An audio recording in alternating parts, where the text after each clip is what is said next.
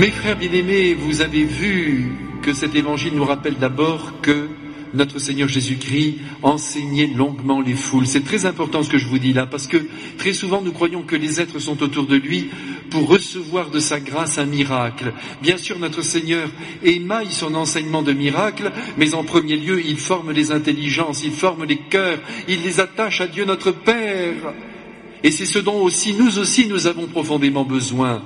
C'est pourquoi il faut que nous lisions l'Évangile. Et même quand des versets d'Évangile viennent heurter notre cœur, comme c'est le cas, j'en suis sûr, ce soir, du moins pour certains d'entre vous, eh bien il faut avoir le courage d'aller jusqu'au bout et de se dire, mais qu'est-ce que notre Seigneur veut me dire ?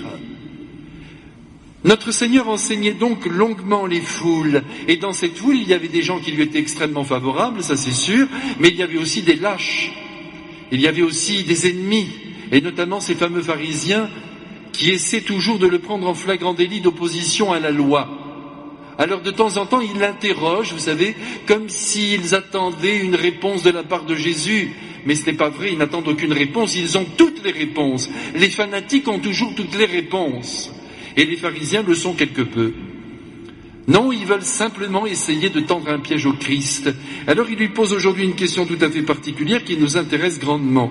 Il lui demande, est-il permis à un mari de renvoyer sa femme?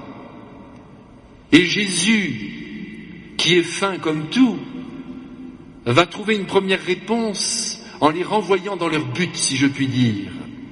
Il leur dit, que vous a prescrit Moïse? Qu'est-ce que dit la loi? Alors les pharisiens qui connaissent par cœur la loi répondent immédiatement, eh bien, Moïse nous a permis de renvoyer notre femme et à condition d'établir un acte de répudiation. Vous voyez, tout est simple, un petit papier, c'est fait. Tout ce qui ressemble au petit papier, mes frères, que l'on signe, même avec le droit avec nous, ne résout rien. Il faut faire très attention à cela. Parce qu'on a le droit avec nous, on n'a pas forcément le Christ avec nous. Jésus réplique, eh bien, écoutez, si Moïse vous a donné cette permission, eh bien, c'est tout simplement parce qu'il a vu que votre cœur était endurci et que vous teniez dur comme fer à fiche dehors votre femme. Alors donc, il vous a demandé simplement un acte de répudiation. C'était déjà beaucoup mieux que de la renvoyer sans autre forme de procès. Voilà ce que dit notre Seigneur. Cependant, ajoute-t-il, quand Dieu créa l'humanité, vous savez bien ce qu'il a voulu, c'est-à-dire Jésus revient au plan initial, à la source. Il faut toujours revenir à la source des choses, mes frères, parce qu'avec l'usage, tout s'abîme. Donc on retourne à la source. Qu'est-ce que Dieu notre Père a voulu quand il a institué le mariage, quand il a permis qu'un homme et une femme s'unissent? Eh bien, il a prévu ceci, c'est que l'homme quitte son père et sa mère. C'est valable aussi pour la femme, bien sûr. Il faut que ce soit bien clair. On quitte cette famille initiale sans l'abandonner avec le cœur, mais on crée une autre famille. On s'attache à sa femme, on ne fait plus qu'un avec elle, et ainsi ils ne sont plus deux, dit Jésus, mais ils ne font qu'un. Donc, Jésus conclut avec cette fameuse phrase que vous connaissez par cœur, ce que Dieu a uni, que l'homme, c'est-à-dire que l'être humain, ne le sépare pas. C'est clair.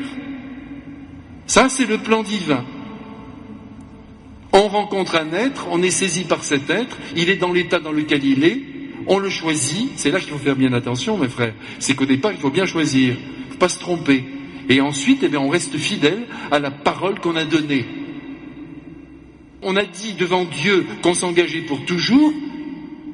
Dieu a agi sur cet amour, il l'a sacré, et cet amour doit durer toujours. Malgré les difficultés, malgré les épreuves. Ça, c'est le plan initial. Et je sais bien qu'en vous disant cela, je ne traduis pas aussi toutes les situations auxquelles vous avez été peut-être affrontés et vous l'êtes encore. C'est difficile de vivre avec un seul être. Mais encore une fois, si on l'a bien choisi, si la ressemblance est là, si les goûts sont communs, avec la grâce du Christ, la grâce du sacrement, ça devrait pouvoir durer. Et normalement, ça dure. Et beaucoup quand même nous montrent que c'est possible d'aimer un seul être et même par-delà la mort. Qu'est-ce que les pharisiens ont-ils voulu que Jésus dise ? Eh bien, tout simplement, ils savaient que Jésus était pour l'indissolubilité du mariage. Ils le savaient. Ils avaient sans doute entendu que Jésus disait, quand un homme s'unit à sa femme, et demande à Dieu cette bénédiction, eh bien c'est terminé, après ils sont unis pour toujours. Alors il voulait prendre Jésus en flagrant délit d'opposition à ce que Moïse avait dit. Mais vous avez vu cette finesse de la part de Jésus, il revient à la source et il explique ce fameux plan initial. Alors les pharisiens restent bouche bée, que voulez-vous qu'ils répondent à ce que la Bible nous a dit en ses premières pages?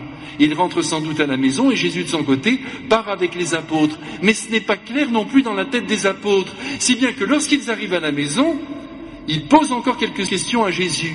Et là Jésus va être extrêmement clair. Écoutez bien mes frères, parce qu'il ne faut pas lui faire dire plus qu'il n'a dit.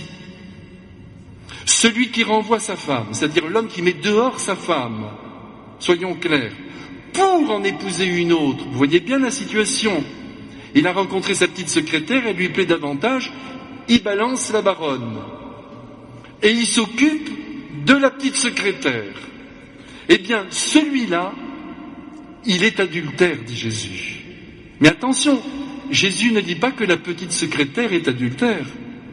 Il dit que lui est adultère, parce qu'il est allé contre son serment de fidélité. La petite secrétaire, on ne connaît pas son histoire, Jésus ne s'en occupe pas. Celui qui renvoie sa femme, pour en épouser une autre, celui-là, il est adultère. Et alors, pour que tout soit équitable, maintenant voici la situation de la femme. Si une femme renvoie son mari et en épouse un autre, eh bien, elle est coupable d'adultère. Mais il n'est pas dit que son nouveau mari l'était. Vous allez me dire, il accepte le lien, d'accord, mais il n'était peut-être pas engagé comme elle. Voilà ce que notre Seigneur a dit. Alors l'idéal pour nous, parce que l'idéal, il faut l'enseigner quand même à nos enfants.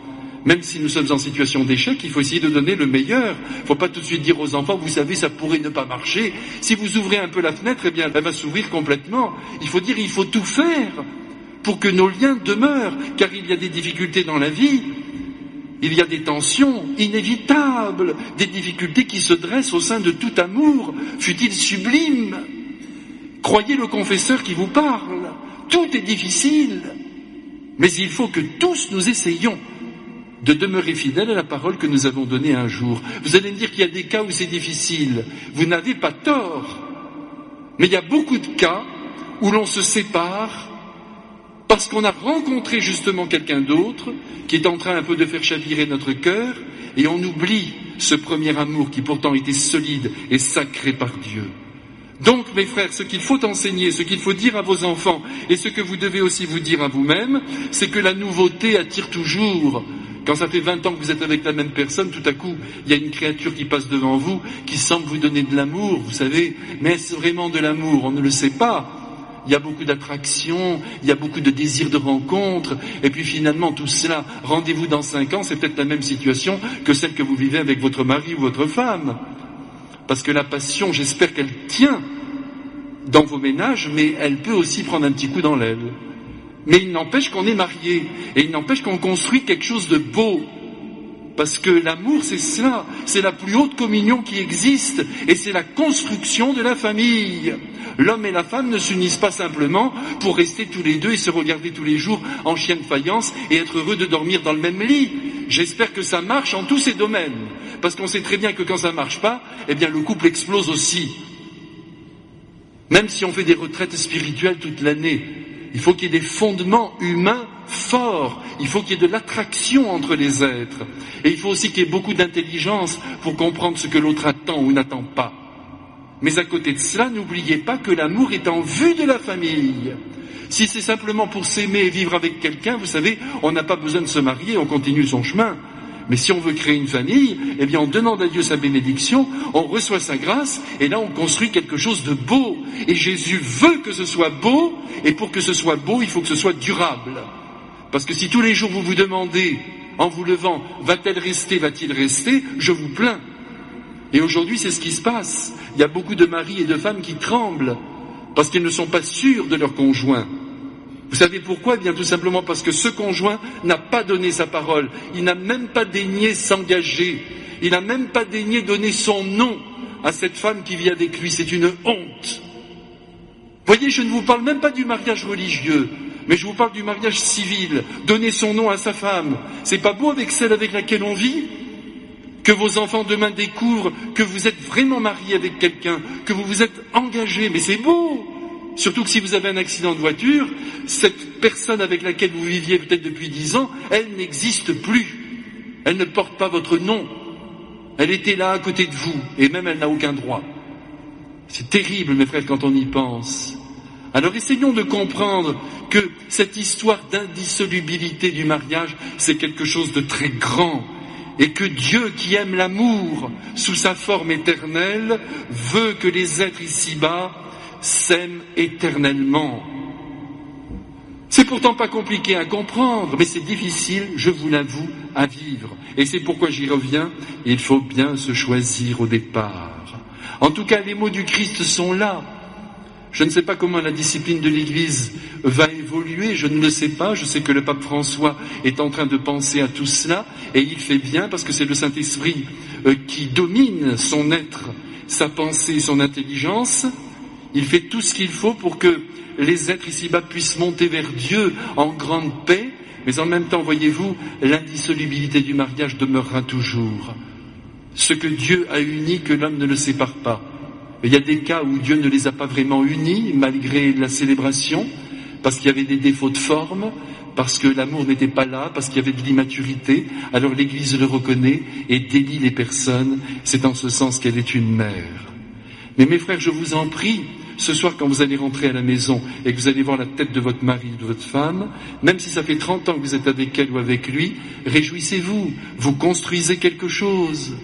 Ça n'est peut-être pas exaltant tous les jours, mais rien n'est exaltant ici-bas. Mais en même temps, si vous êtes sûr de cette personne, vous êtes sûr qu'elle vous mettra une bouillotte sous les pieds si vous êtes malade, qu'elle vous aidera, qu'elle vous soutiendra, mais ça vaut de l'or.